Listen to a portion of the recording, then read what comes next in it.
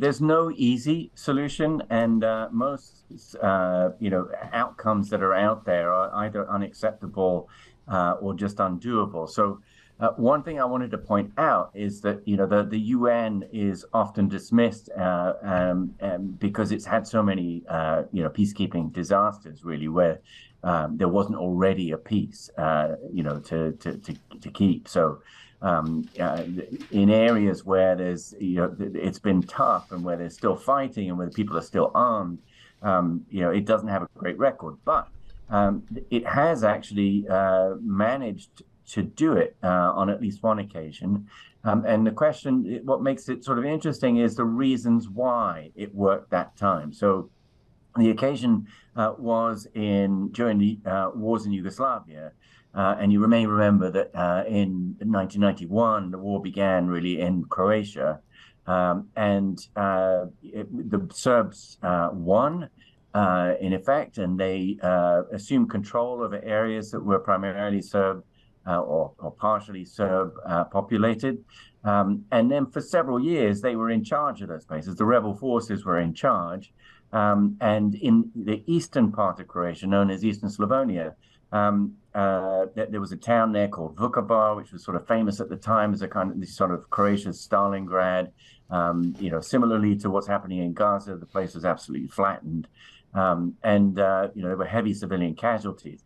So at the end of that, it became clear that the balance of forces had changed. So you needed somehow to make a transition from a Serb-held area where the ethnic Croats had all been ethnically cleansed, essentially.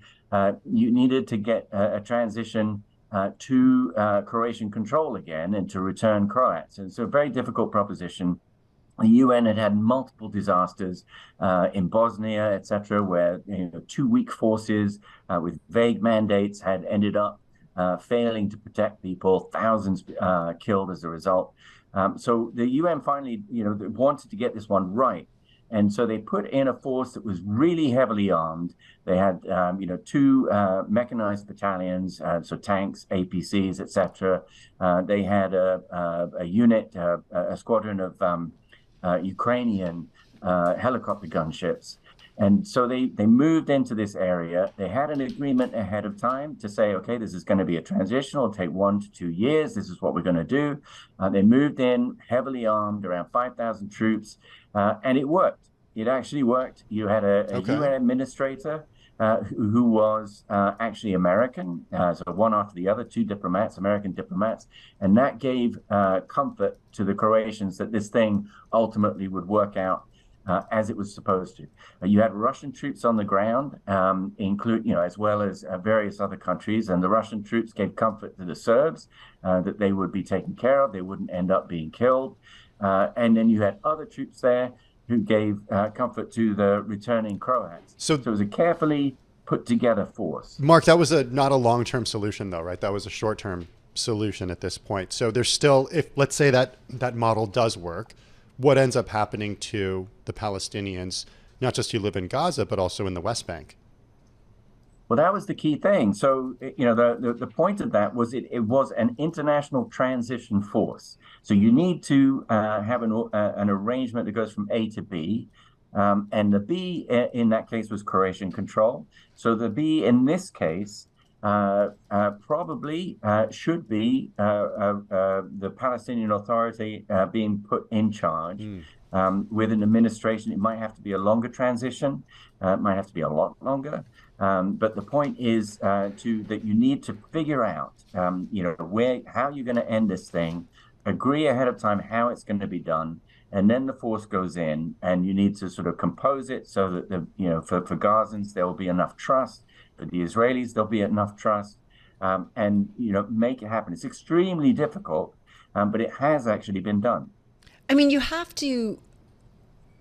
You can't rely on the existing leadership or folks that you believe to be in charge or possibly in charge at this point, right? It has to be a different entity and organization at this point, and even allies of different. Everybody's got something that they want ultimately out of it. So you really have to remove it in order for there to be a different outcome, right? Yeah, I think it would be almost impossible to do with the current leaderships. Certainly Hamas has to go. And then, it can't be allowed to govern. The Israelis made that very clear, and it's understandable and correct.